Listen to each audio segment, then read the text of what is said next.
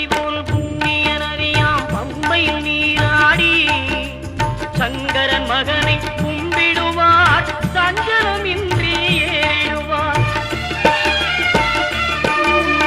நீலிமலை ஏற்றம் சிவபாலனும் ஏற்றிடுவார். காலமெல்லாம் நமக்கே அருள்காவலராயிருப்பார். தேகபலம் தா பாதபலம் தா தேகபலம் தா பாதபலம் தா தேகபலம்